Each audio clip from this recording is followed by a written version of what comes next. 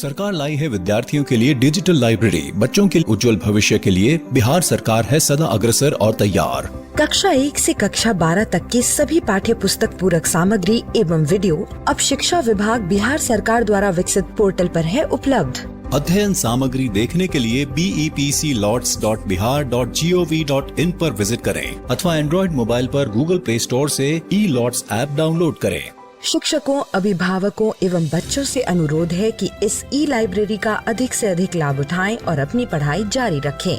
Hello बच्चों, कैसे हैं आप? जैसा कि आपको पता है, अभी हमारे स्कूल बंद हैं और हम लोग अपनी पढ़ाई मेरा दूरदर्शन मेरा विद्यालय के माध्यम से कर रहे हैं।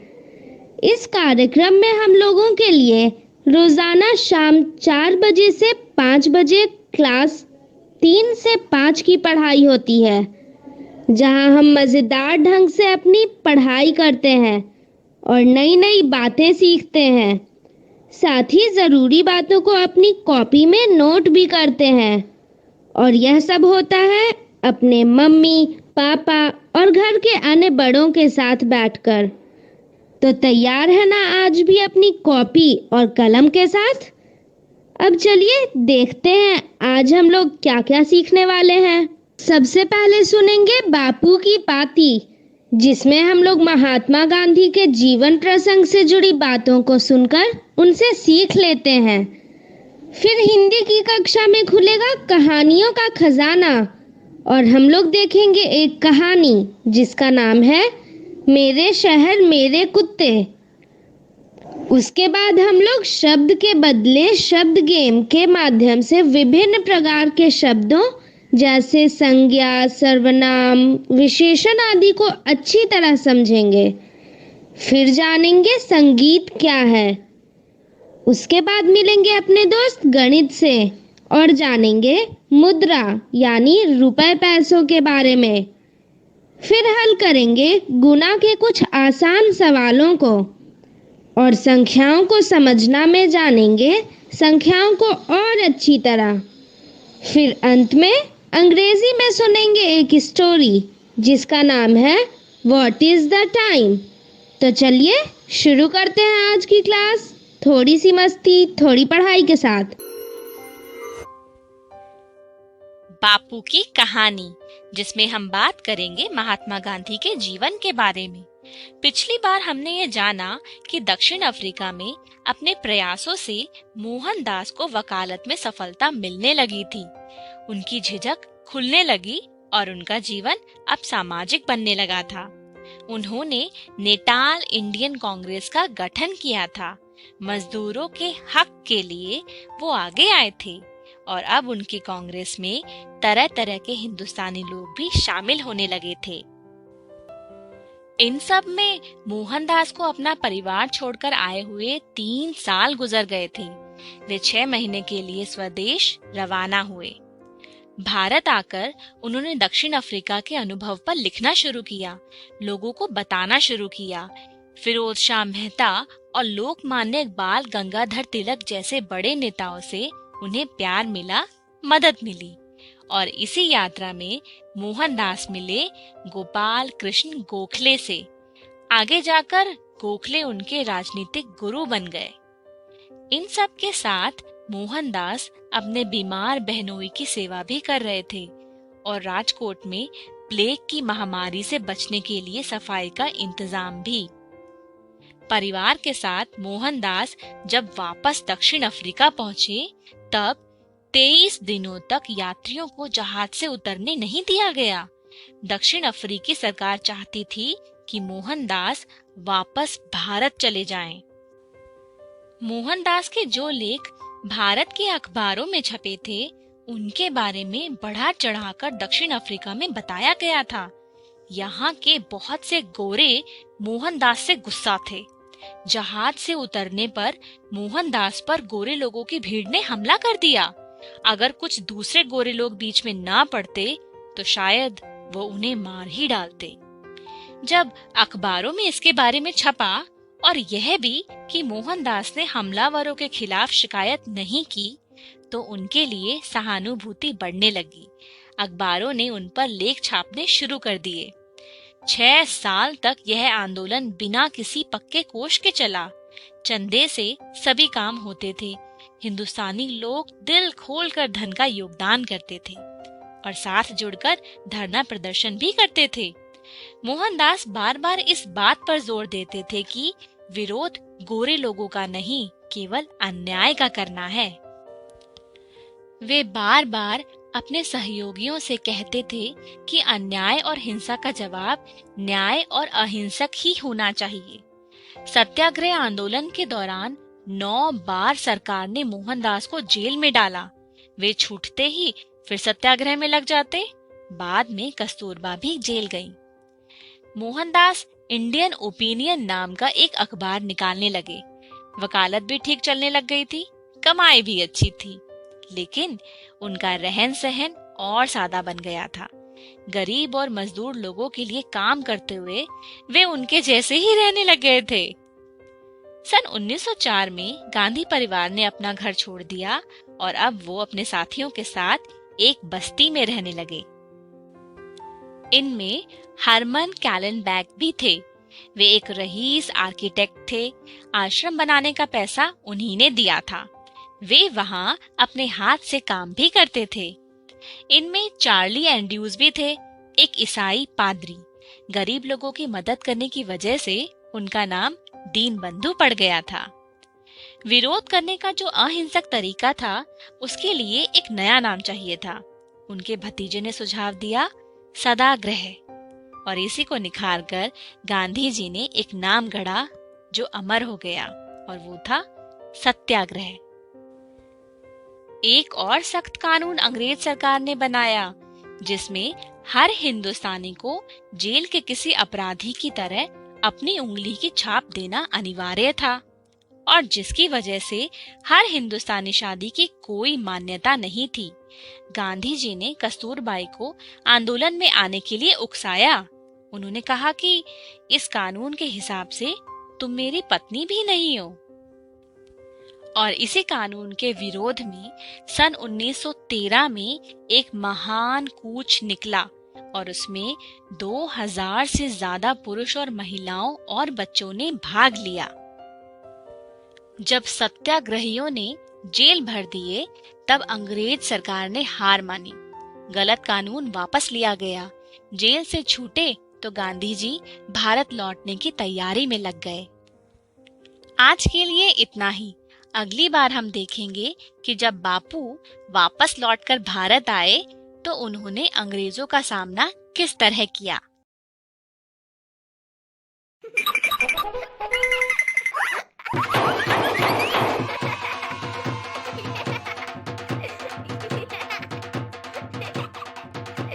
हेलो दोस्तों, स्वागत है आपका हमारे इस टीवी शो में जिसका नाम है थोड़ी सी मस्ती थोड़ी पढ़ाई। खेल खेल में रोमांचक तरीके से कुछ सीखने का वक्त हो गया है। सबसे पहले 2 बातें जरूरी हैं। एक तो अपने मम्मी पापा भाई बहन और दोस्तों को बुला लीजिए और अपने साथ बैठकर टीवी देखने को बोलिए। टीवी देखते देखते जब साथ सीखेंगे तभी तो एक पाठशाला लगेगा। ठीक है। दूसरी बात, अपना कॉपी पेन लेकर आ जाइए। मेरी कॉपी पेन तो यहाँ पर है। आपके पास आपकी कॉपी पेन है? बहुत बढ़िया। तो फिर हम तैयार हैं।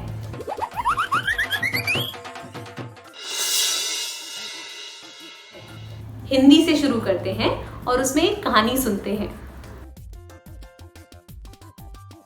बिट्टू और बिट्टू की काकी, इधर आओ, तुम दोनों को एक कहानी सुनाता हूँ। हाँ काका।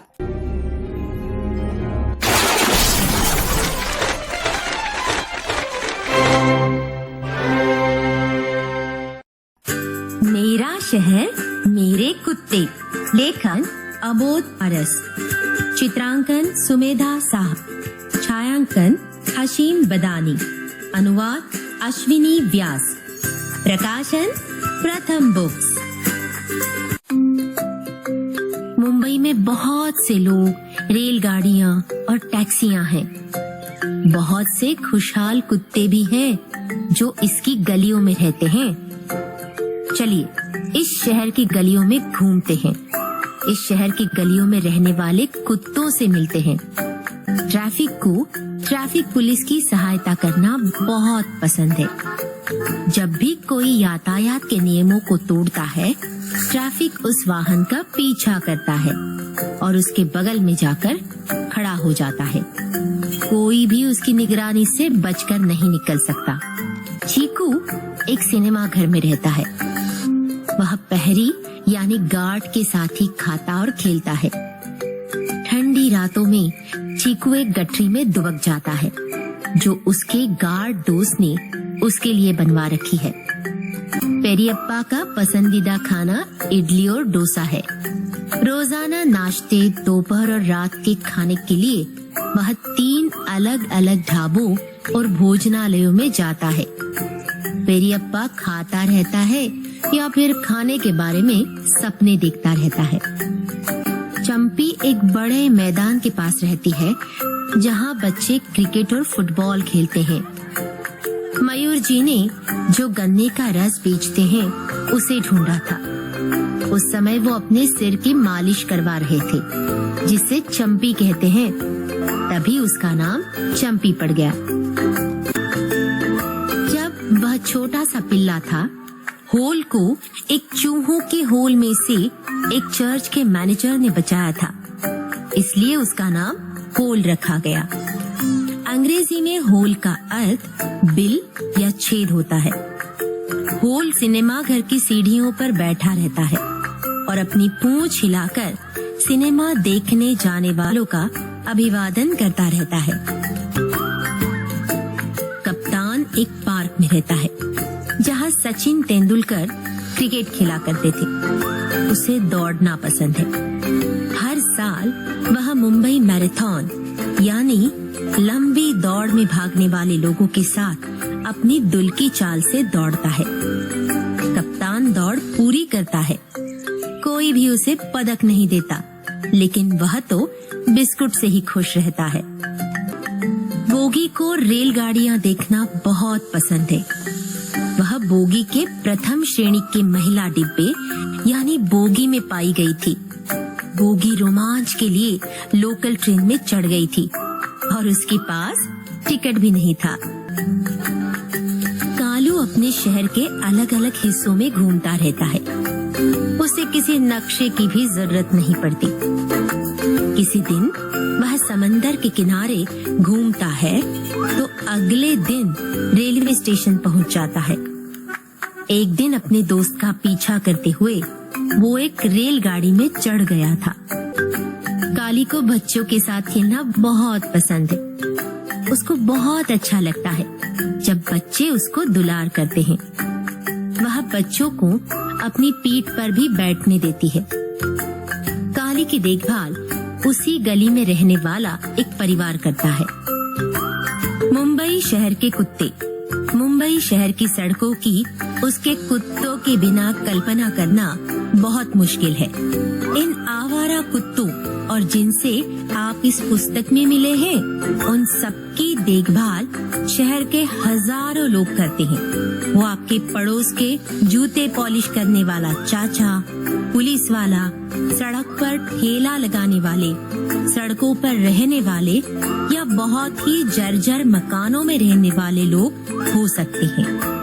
इन कुत्तों के कालू, टॉमी, जूली जैसे नाम होते हैं और कई बार तो फिल्मी सितारों के नाम पर भी इनके नाम रखे जाते हैं, जैसे ऐश्वर्या, सलमान और Shahrukh. The welfare of stray dogs WSD नामक एक संस्था पिछले 20 सालों से इन कुत्तों के टीकाकरण आदि का काम कर रही है। बढ़िया कहानी थी। बिट्टू, तुमने ये कहानी सुनी, लेकिन क्या तुम इस पर सवाल बना सकती हो? प्रश्न? अरे हाँ, प्रश्न। ठीक है, कोशिश करती हूँ। कोशिश करने में क्या जाता है? बिट्टू की काकी और तुम? हाँ, इसमें क्या है, अभी बना देंगे। लेकिन आज बिट्टू बनाएगी, फिर कभी बाद में मैं बना दूंगी। ठीक है, तो शुरू करो बिट्टू। ठीक है काका। तो पहला प्रश्न है, मुंबई में क्या क्या है? बहुत बढ़िया। और दूसरा प्रश्न है, कहानी में कुत्तों के कौन कौन से नाम बताए गए हैं? तीसरा प्रश्न है, कुत्ते क्या क्या खाते हैं? शाबाश बिट्टू। तो बच्चों, बिट्टू ने जो प्रश्न बनाए हैं आप उनका उत्तर सोचकर घर में किसी को बताइए। बिट्टू, तुम्हें कुत्ते का कौन सा नाम पसंद आया? मुझे पसंद आया बोगी। अरे वाह, मैं भी यही सोच रहा था। लेकिन बिट्टू, क्या तुम जानती हो कि व्याकरण की भाषा में किसी के नाम को क्या कहा जाता है? काकी, नाम तो नाम ही कहलाएगा ना? नहीं, नाम को व्याकरण में संज्ञा कहते हैं। अच्छा, वो संज्ञा सर्वनाम वाला। अरे बिट्टू, तुमने ही तो बताया था कि इन्हें ही तो शब्दों के भेद कहते हैं। हाँ हाँ काका, याद है। यही तो अपना अगला खेल है। हाँ काकी, शुरू कीजिए। शब्द के भेद कौन कौन से होते हैं? हम पहले भी इस पर बात कर चुके हैं कि संज्ञा, सर्वनाम, विशेषण, क्रिया विशेषण, संबंध बोधक और भी एक दो शब्द के भेद होते हैं। तो आइए हम पता करते हैं कि इस खेल में संज्ञा, सर्वनाम और विशेषण शब्द कौन से होते हैं। भारत, वीर, नल, खट्टा, आप, अच्छा। तो संज्ञा का अर्थ क्या होता है? संज्ञा यानी किसी का नाम। नाम किसी का भी हो सकता है, किसी इंसान का, किसी जगह का। सर्वनाम जो नाम की जगह पे इस्तेमाल होता है, इसीलिए इसका नाम है सर्वनाम, यानी नाम की जगह उपयोग होने वाला। और ये विशेषण, विशेषण मतलब विशेषता, कोई अच्छा, कुछ बुरा, कुछ गुण जिसके द्वारा पता चले। ठीक है, तो संज्ञा यानी नाम कौन कौन से हैं यहाँ पर? भारत, वीर, नल, खट्टा, आप, अच्छा। ठीक है, तो भारत हमारे देश का नाम है, तो ये आ जाएगा नाम में। वीर किसी लड़के का नाम हो सकता है, तो देखते हैं, इसको डाल देते हैं यहाँ। नल, खट्टा किसी चीज का स्वाद है, यानी उसकी विशेषता है, यानी उसका गुण है, तो खट्टा कहाँ जाएगा? विशेषण में। अच्छा कहाँ जाएगा? अच्छा भी एक विशेषण है, तो जहां पर गुण की बात है वो आ जाएगा विशेषण में। अब एक क्या बचा? नल और आप यानी आपका नाम कुछ होगा, लेकिन मैं आपको आप कहती हूँ। अब ये थोड़ा मुश्किल जरूर हो गया, लेकिन आप इसे समझ सकते हैं। आप अपने मम्मी को या पापा को आप उन्हें नाम से नहीं बुलाते, या तो आप कहते हैं या उन्हें मम्मी या पापा कहते हैं, उनके नाम से नहीं बुलाते, यानी नाम की जगह कुछ इस्तेमाल करते हैं। तो ये आ जाएगा सर्वनाम में। नल शायद ये यहाँ जाएगा। अभी देखिए क्या सही है। ये तो गड़बड़ है। ठीक है, अभी कोशिश करती हूँ। अच्छा, नल नल का नाम है जिससे पानी निकलता है, और वीर एक गुण है। वीर का मतलब साहसी होना, ये किसी का गुण ही तो होगा। अब देखते हैं। Thank you. आगे बढ़ते हैं। संज्ञा और सर्वनाम है यहाँ पर, तो जिसे जाए किसी का नाम नहीं हो सकता तो जाएगा सर्वनाम में। पंखा उसका नाम है यानी संज्ञा, हमें ये किसी का नाम नहीं है यानी सर्वनाम। शर्मिला किसी का नाम है यानी संज्ञा। मुझे किसी का नाम नहीं है, अपने नाम की जगह हम मुझे बोलते हैं। रजाई एक नाम है, रजाई का नाम रजाई है। ठीक है, आप देखते हैं क्या ये सही है? That's very good. ये सही है। अब मैं समझ गई हूँ। चलिए आगे चलते हैं। कुरान एक किताब का नाम है। ठीक है, कुरान एक पवित्र किताब का नाम हो गया। कोहिनूर हीरा हीरे का नाम हो गया। बाहरी ये तो विशेषण है, बाहरी, अंदर। निडर भी एक गुण है। गोदान उपन्यास, ये भी एक उपन्यास का नाम है। और अब बचा विशालतम, विशाल होना किसी का गुण है। तो देखें क्या ये सही है? Fantastic. आगे बढ़ते हैं। अरे वाह, ये खेल तो मैंने बहुत अच्छे से खेला। आशा है आपको भी ये समझ आया होगा। क्यों बिट्टू, सारी संज्ञाएं बता पाई तुम? हाँ हाँ काकी।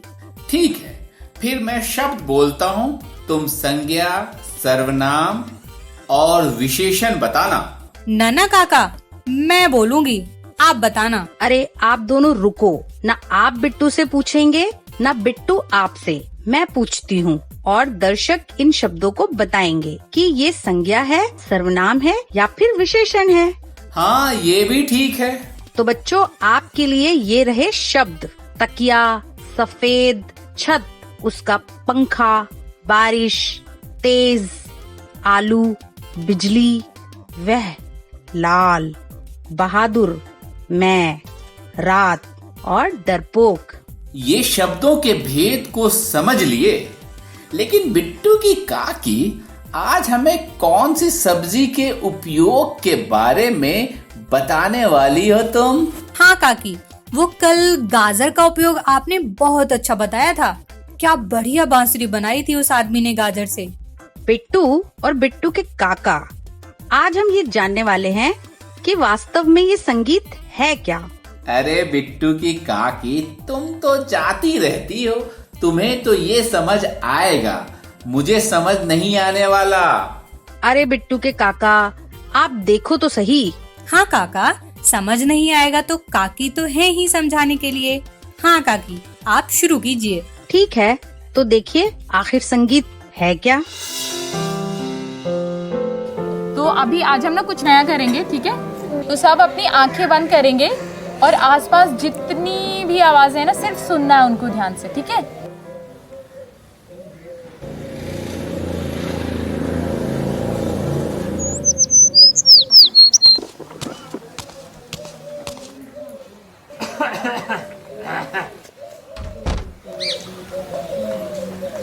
अब हाथ रगड़ के हथेलियां आंखों पे लगा के फिर आंख खोलेंगे, ठीक है?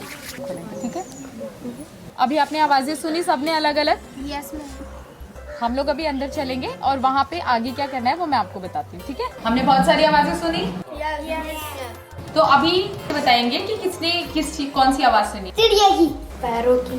पैरों की आवाज आ रही थी, गाड़ी की, बाइक की ना, 2 व्हीलर की आवाज, ठीक है? रोने की और बोलने की आवाज थी, रोने की आवाज भी थी, चिल्लाने की आवाज थी। तो अभी हम ना आवाजों को 2 हिस्सों में बांटेंगे, एक जो अच्छी लग रही थी, एक जो बड़ी अजीब सी, मतलब बुरी नहीं थी तो अच्छी भी नहीं थी, वो वाली, ठीक है? तो ये हो गई हमारी अच्छी आवाज, ठीक है?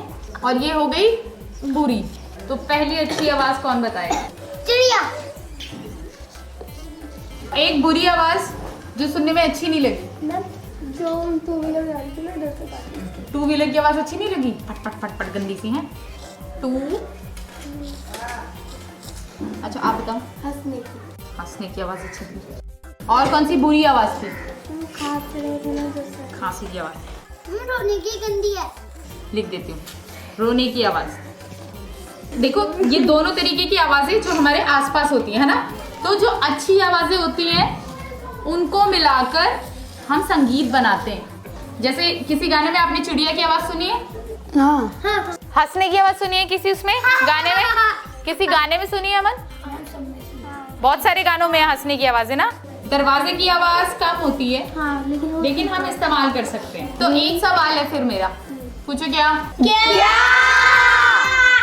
तो मेरा एक सवाल है, क्या 2 व्हीलर की आवाज नहीं होती गानों में? होती है ना। खांसने की आवाज होती है क्या?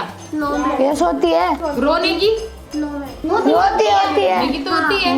तो आजकल बताओ क्या हो गया? आजकल हो गया कि हम दोनों चीजें मिला देते हैं, लेकिन फिर भी हम म्यूजिक सिर्फ उन्हीं चीजों से बनाते हैं जो हमारे कानों को अच्छी लगती है। अगर वो बुरी लग रही है तो फिर हम उन्हें थोड़ा सा ठीक करके तब गाने में डालते हैं, एकदम वैसे ही नहीं डाल देते, है ना? तो समझ आया संगीत में कौन सी आवाजें यूज होती हैं?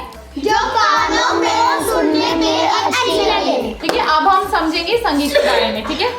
तो जब मैं बोलती हूँ या कोई भी बोलता है संगीत, तो आपको क्या समझ आता है उससे? क्या होता है संगीत? एक एक करके बताएंगे। सुर है। और क्या होता है? ताल। Very good. और क्या होता है? सोचो। आवाज। गिटार। वो जो अलग अलग बजाने की चीजें होती है उसे बोलते हैं इंस्ट्रूमेंट। क्या कहते हैं? Bikku instrument? Yes ma'am. Singers भी होते हैं ना? शब्द। क्योंकि वो तो किसी ने बोले ही नहीं, धुन होता है, गाने वाला होता है, बजाने वाला होता है, लेकिन क्या गा रहे होते हैं? शब्द गा रहे होते हैं ना। और आरव ने क्या कहा था? गाना। ठीक है, क्या कहा था आरव तुमने? गाना ही बोला था ना? यस। अच्छा, तो और क्या होता है संगीत में? नाचना। नाचना। तो एक बार हम देख लेते हैं हमारे पास क्या क्या है। ठीक है, क्या है ये? नाचना, ताल, आवाज, म्यूजिक, इंस्ट्रूमेंट, गाना, सिंगर, शब्द, सुर। Very good. तो जब कोई पूछेगा कि संगीत क्या होता है तो हम क्या बताएंगे उन्हें? ये सब बताएंगे। तो जैसे किताबी डेफिनेशन होती है ना, डेफिनेशन मतलब परिभाषा। तो संगीत की भी एक परिभाषा है किताबों में। ठीक है, वो मैं आपको बताती हूँ। ठीक है, किताबों के हिसाब से गायन यानी गाना प्लस वादन यानी बजाना, और नृत्य मतलब डांस। तो गायन, वादन और नृत्य को मिला के क्या बनता है? संगीत। गायन, वादन, नृत्य मिलाकर संगीत बनता है। Very good. जरूरी नहीं है कि हर जगह पे नृत्य हो, बहुत सारी ऐसी जगह होती है ना जहाँ पे सिर्फ लोग गा रहे होते हैं और बजा रहे होते हैं, है ना? डांसर हर जगह नहीं होते, तो ये होना जरूरी नहीं है, लेकिन ये दोनों का होना जरूरी है। किस दोनों का होना? गायन और वादन। नृत्य कभी कभी आ जाता है, कभी कभी चला जाता है।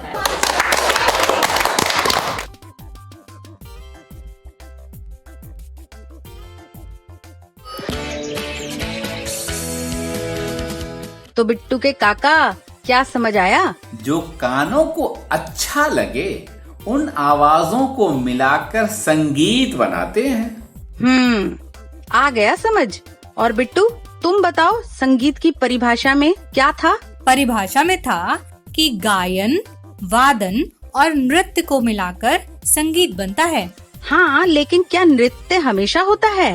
नहीं, कभी हो सकता है, कभी नहीं। शाबाश, देखो आ गया समझ आप दोनों को कि संगीत क्या है। हाँ बिट्टू की काकी। तो बच्चों, जरा आप अपने आसपास की आवाजें सुनिए और बताइए कि संगीत के लिए आपके आसपास की कौन कौन सी आवाजें उपयोग की जा सकती हैं।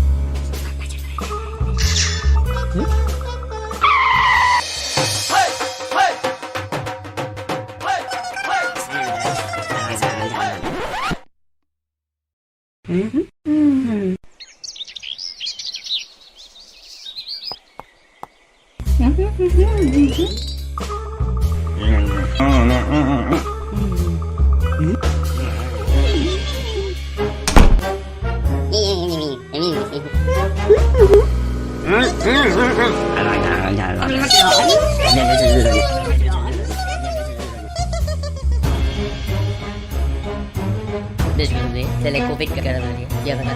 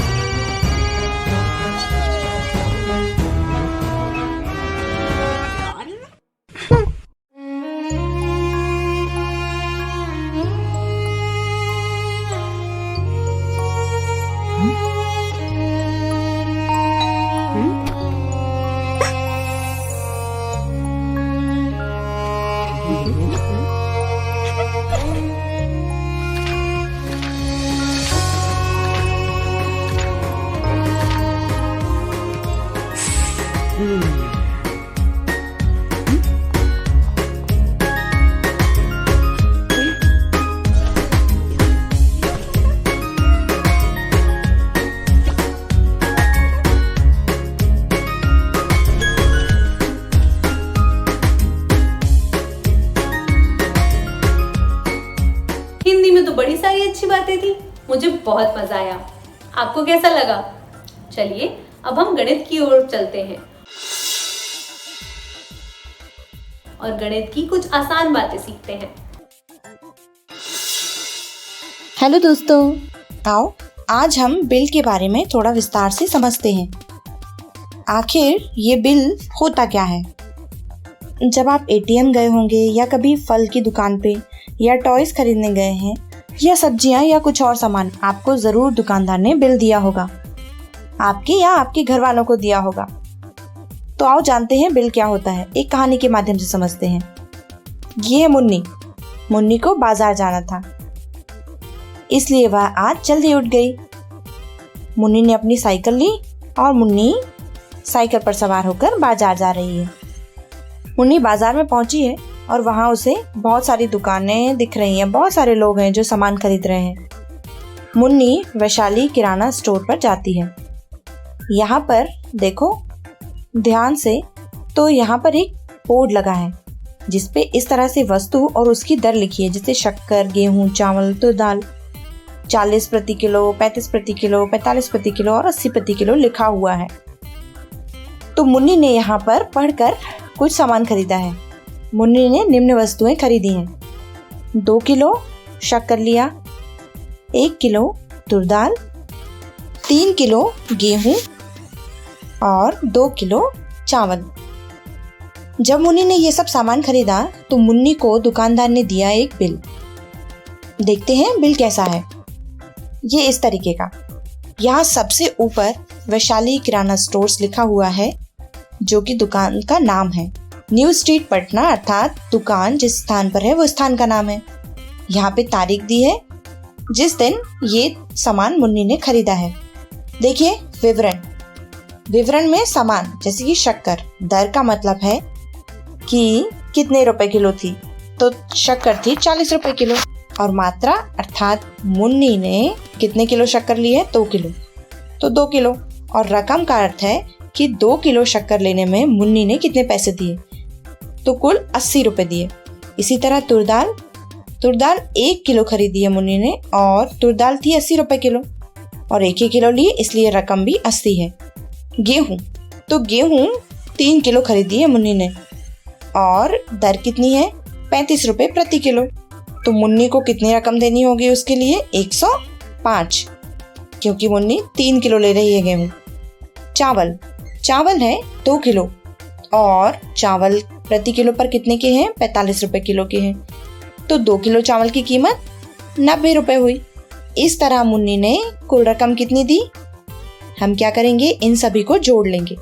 तो 80 और 105 और 90, इन्हें जोड़ने पर 355 प्राप्त हुआ। यहाँ दुकानदार अपनी सिग्नेचर करता है। तो मुन्नी ने दुकानदार को 355 रुपए दे दिए। तो आप जब भी दुकान पर जाएं तो इस तरह का बिल जरूर प्राप्त करें।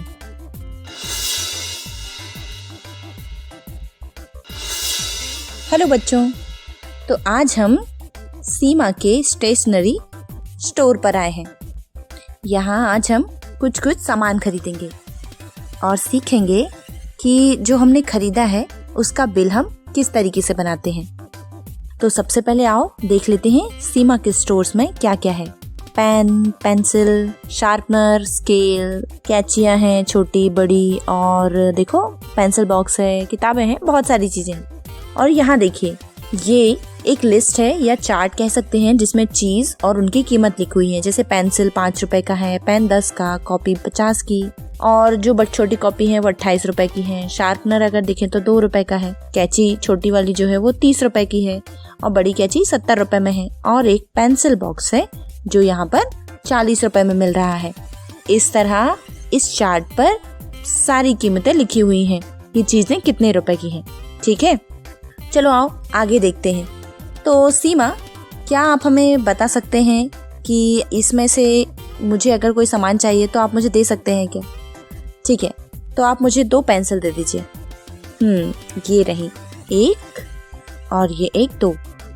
ओके सीमा, आप मुझे पेन देंगे 3।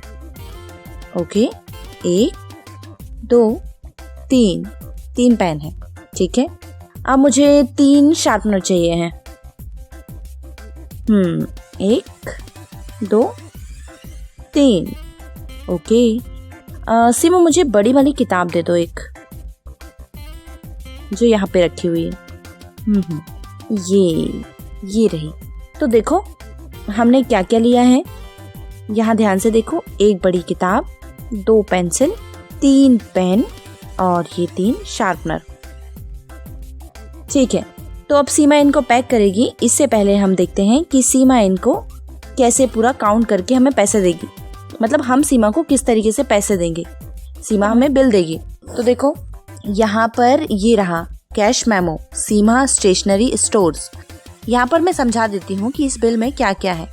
चीज का मतलब है यहाँ पे जो हमने सामान लिया है वो। दर का मतलब होता है कि हमने जो एक सामान लिया, जैसे कि हमने पेंसिल ली तो एक पेंसिल कितने रुपए की है, उसकी कीमत यहाँ पर होती है। मात्रा, हमने जितनी पेंसिल ली है, मान लो मैंने 2 पेंसिल ली है तो मात्रा पे 2 आएगा। और रकम मतलब कुल मिला के जितनी भी आपने पेंसिल या जो भी सामान लिया है वह कितने पैसे का आया, मतलब टोटल रकम कितनी है। ठीक है, टोटल पैसे। और फिर हम यहाँ कुल रकम करेंगे तो हम इन्हें पूरा टोटल कर देंगे। अब देखो सबसे पहले है पेंसिल। तो पेंसिल कितने रुपए की है? 5 रुपए की। हमने पेंसिल कितनी ली? 2 पेंसिल ली। तो यहाँ कुल कितने हो गए? 5 एक के तो 2 के 10। पेन हमने लिया, एक पेन आता है 10 रुपए का, हमने पेन खरीदे हैं 3, तो कुल कितने हो गए? 10 एकम 10, 10 दूनी 20, 10 दिया 30 रुपए। अब देखो शार्पनर है 2 रुपए का। ठीक है, हमने लिए हैं 3 शार्पनर, तो कुल रकम हुई 6। अब यहाँ देखो कॉपी ली थी हमने एक बड़ी वाली जो थी 50 रुपए की, हमने सिर्फ एक ही ली थी, तो एक कॉपी हुई 50 की। अब हम क्या करेंगे, ये तो बात हो गई कि हमने रकम लिख ली है भाई, तो अब हम कुल करेंगे, हमें कितने पैसे सीमा को देना है। तो अगर हम 10, 30, 6 और 50 को जोड़ते हैं तो प्राप्त होते हैं कुल 96। इसका मतलब है सीमा को इन सामानों के लिए हम 96 रुपए देंगे। ठीक है, ओके सीमा, अब मुझे कुछ और वस्तुएं खरीदनी है तो आप मुझे देंगे। तो सबसे पहले मुझे ये एक पेंसिल बॉक्स चाहिए। ओके, अब आप मुझे पेन दे दीजिए, 3 पेन। 1 2 3। ओके सीमा, तो इस तरह सीमा ने हमें ये 3 पेन दिए, एक पेंसिल बॉक्स दिया। अब सीमा मुझे एक कैंची चाहिए है 2, ये छोटी वाली। ये रही 1, ये रही 2। और अब सीमा मुझे 2 छोटी वाली कॉपी चाहिए है। 1 और 1 2। तो सीमा ने यहाँ पे क्या क्या रख दिया है? एक पेंसिल बॉक्स, 3 पेन, 2 छोटी कैंची और ये 2 किताबें। ठीक है, कॉपियाँ। अब देखो फिर से इनका हम बिल कर लेते हैं। ठीक है, चलो बिल बनाते हैं सीमा के साथ। तो हमने यहाँ पे कौन कौन सी चीज ली? पेंसिल बॉक्स लिया। पेंसिल बॉक्स कितने का? अच्छा, एक पेंसिल बॉक्स 40 रुपए का है, हमने एक ही खरीदा है तो मात्रा पे 1 आ। और रकम, क्योंकि एक ही पेंसिल बॉक्स लिया है तो रकम भी वही की वही 40। दूसरी चीज हमने एक लिया है पेन है 10 रुपए का। कितने पेन लिए हमने बताओ? 3, तो रकम कितनी हुई? 10 20 30। और अब कैंची, छोटी कैंची ली है हमने। छोटी कैंची कितने की थी? 30 रुपए की थी। कैंची हमने कितनी ली है बच्चों? 2 ली है, तो कितने पैसे हो गए? 30 और 30 60 रुपए हो गए। और हमने क्या खरीदा था? हाँ, कॉपी, छोटी वाली ना। तो छोटी कॉपी कितने की आती है? 28 रुपए की। हमने ली थी कितनी? 2 कॉपियां, तो 28 और 28 मिलकर हो गए 56। बस इतना ही सामान हमने लिया था। अब हम इसका क्या करते हैं? कुल कर लेते हैं। तो 40 30 60 और 56 मिलकर कितने होंगे? ये हो गए 186 रुपए। थैंक यू सीमा। तो अब सीमा ने हमें बिल बनाना सिखा दिया है, किस तरह हम बिल बनाते हैं और उसे जोड़ते हैं। सीमा, क्या अब आप ये सारे जो सामान है उन्हें पैक कर दोगे? Okay, thanks.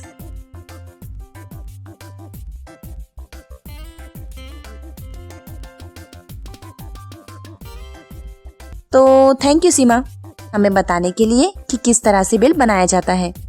फिर मिलते हैं। Bye bye. बाय सीमा।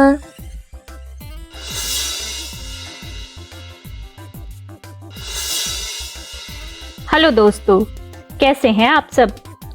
आज हम करने वाले हैं गुणा के कुछ आसान सवाल। दोस्तों, आपको याद होगा कि मैंने आपसे कहा था कि गुणा और भाग करने के लिए पहाड़े यानी कि टेबल्स का आना बहुत जरूरी है। मैं उम्मीद करती हूँ कि आपने अब तक 1 से 20 तक के सभी पहाड़े अच्छे से याद कर लिए होंगे। तो क्या आप गुणा के सवाल करने के लिए तैयार हैं? चलिए करते हैं गुणा के कुछ आसान सवाल। खाली स्थानों पर गुणा करके सही उत्तर भरें। हमें सबसे पहले सवाल दिया गया है 7 गुणा 8। तो यहाँ पर हम कोई भी पहाड़ा पढ़ सकते हैं, चाहे तो 7 का या 8 का। हम यहाँ पर 7 का पहाड़ा पढ़ेंगे। चलिए आप भी मेरे साथ 7 का पहाड़ा पढ़िए। 7 एकम 7, 7 दूनी 14, 7 तिये 21, 7 चौके 28, 7 पंजे 35, 7 छिके 42, 7 सत्ते 49, 7 अठे 56। तो 7 का पहाड़ा जब हमने 8 तक पढ़ा तो हमारे पास उत्तर आया 56। आप इसका उल्टा भी कर सकते हैं, यानी कि 8 का पहाड़ा 7 तक पढ़ सकते हैं। तो 8 का पहाड़ा 7 तक पढ़िए और देखिए कि उत्तर क्या आता है। जी, उत्तर आया 56 ही। तो हम यहाँ पर लिखते हैं 56। ये बिल्कुल सही है। आगे बढ़ते हैं। अगला सवाल है 8 गुणा 4। यहाँ पर हम 8 का पहाड़ा पढ़ते हैं। 8 एकम 8, 8 दूनी 16, 8 तिये 24, 8 चौके 32। तो 8 चौके हो गए 32। अब आप इसका उल्टा करिए। 4 का पहाड़ा 8 तक पढ़िए और मुझे बताइए कि 4 अठे कितने होते हैं। बिल्कुल सही, 4 अठे भी होते हैं 32। तो उत्तर में हम लिखते हैं 3 और 2 32। ये बिल्कुल सही है। अगले सवाल की ओर बढ़ते हैं। हमारे पास अगला सवाल है 50 गुणा 7। तो क्या आपको 50 का पहाड़ा आता है? नहीं, घबराइए मत। यहाँ पर हमें 50 का पहाड़ा पढ़ने की जरूरत भी नहीं है। ये जो 0 वाले सवाल होते हैं, इन्हें हम बहुत आसानी से कर लेते हैं। कैसे? मैं बताती हूँ। आप 50 में से 0 को एक तरफ रख दीजिए और 5 का पहाड़ा 7 तक पढ़िए या 7 का पहाड़ा 5 तक पढ़िए। तो 5 सते कितने होते हैं? जी, 5 सते होते हैं 35 या 7 पंजे भी 35। तो हम उत्तर में पहले लिख देंगे 35 और ये जो 0 हमने एक तरफ रख दी थी, इसको हम 35 के बाद लिख देंगे। तो 50 गुणा 7 हो गए 350। ये उत्तर बिल्कुल सही है। आगे बढ़ते हैं। अगला सवाल है 30 गुणा 3। तो यहाँ पर भी हम बिल्कुल वैसे ही करेंगे जैसा हमने ऊपर वाले सवाल में किया। तो हम 0 को एक तरफ रख देते हैं और 3 गुना 3 कितने हुए? जी, बिल्कुल सही कहा आपने। 3 गुना 3 हो गए 9 और 9 लिखने के बाद हमने उत्तर में लिख दी 0। तो इस तरह 30 गुणा 3 हो गए 90। है ना बहुत आसान। चलिए आगे बढ़ते हैं।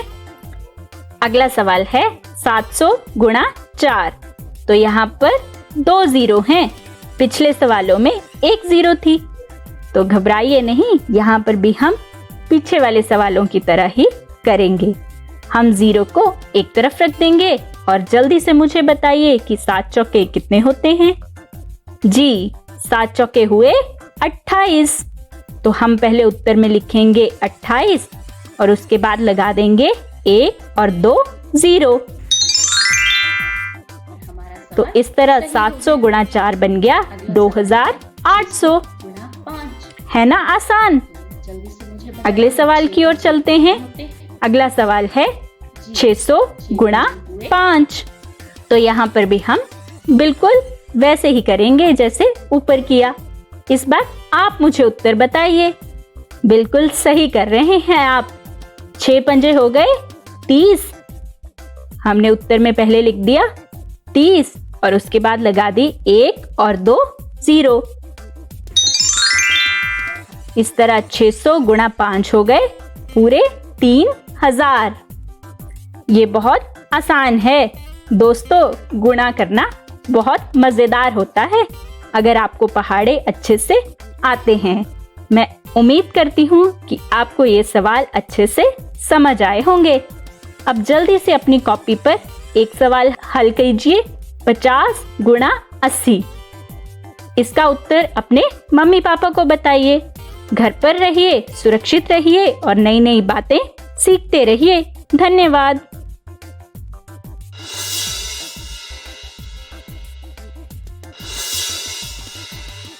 हेलो बच्चों, कैसे हैं आप सभी? तो आज हम फिर से एक संख्या के साथ हाजिर हैं आपके साथ। चलिए, तो संख्या कौन सी है? ये रही। बताओ ये कौन सी संख्या है? इसे हम इकाई, दहाई और सैकड़े में लिख के समझते हैं कि ये कौन सी है। इकाई पर 0, दहाई पर 4 और सैकड़े में 3 अर्थात 340। तो ये संख्या है 340। अब बताओ 340 इन संख्याओं में से छोटी या बड़ी है? देखो तो यहाँ पे ये संख्या रेखा और ये गुलाबी कलर का चिन्ह दिखा रहा है 340 की थी, ठीक है।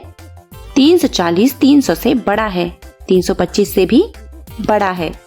और यहाँ देखो 350 से छोटा है और 375 इससे भी छोटा है। अब आगे 340 सम संख्या है या विषम? देखो 2 से विभाजित किया जा सकता है इसलिए सम, और 2 से विभाजित नहीं किया जा सकता तो विषम, ठीक है। तो अब यहाँ देखो 340 को 2 से विभाजित किया जा सकता है या नहीं। यहाँ हमने 300 से लेके 348 तक संख्याएं लिख ली, ठीक है, 2 के अंतर पे। यहाँ आपको 340 दिख रहा है? बताओ। पहली ही पंक्ति में देखियो, सबसे अंतिम में है 340। इसका मतलब 340 एक सम संख्या है। अब 340 अभाज्य संख्या है क्या? तो अभाज्य वह होती है जिसे एक और स्वयं उसी संख्या के अलावा किसी भी संख्या से विभाजित नहीं किया जा सकता, ठीक है बच्चों। तो क्या लगता है आपको 340 को विभाजित कर सकते हैं? देखो तो यहाँ पे कहाँ पर है 340? ये रहा 85 गुना 4 करने पर 340 प्राप्त होता है। इसका मतलब हाँ, इसे हम विभाजित कर सकते हैं। इसका मतलब यह अभाज्य संख्या नहीं है। ऐसी ही अगली संख्या के साथ हम फिर मिलेंगे। तब तक के लिए बाय बाय। आज की स्टोरी है व्हाट इज द टाइम। इस स्टोरी के लेखक हैं डॉक्टर माधुरी पै और डॉक्टर माधव चव्हाण और चित्रकार है अलका खैरमोड़े। आजकल तो किसी को बैठकर बात करने का टाइम ही नहीं होता। सब बिजी हो गए हैं। सबका टाइम टेबल फिक्स होता है, जैसे कौन से टाइम पे खाना है, किस टाइम पर खेलना है या किस टाइम पर सोना है। मैंने भी हर दिन का टाइम टेबल बनाया है जो इस स्टोरी में है। क्या आपको जानना है मेरा टाइम टेबल? तो सुनिए आज की story. When does Pinky study? She studies on Monday. What time? At 7 o'clock. When does Pinky read? She reads on Tuesday. What time? At 9 o'clock. When does Pinky write? She writes on Wednesday. What time?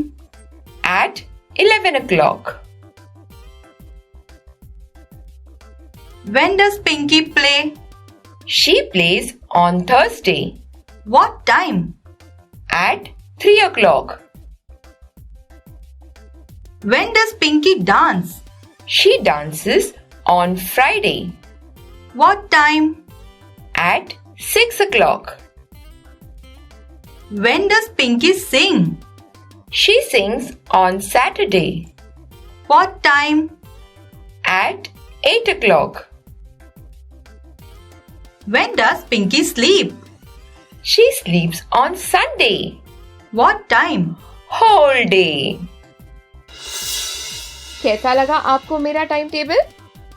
क्या आप भी follow करना चाहोगे? नहीं, कोई बात नहीं। आप अपना टाइम टेबल बनाइए और हाँ, उसे फॉलो जरूर करना। तो आशा करती हूँ बच्चों आज के एपिसोड में आपने जरूर कुछ नया सीखा होगा। मिलते हैं अगले एपिसोड में। बाय बाय बच्चों।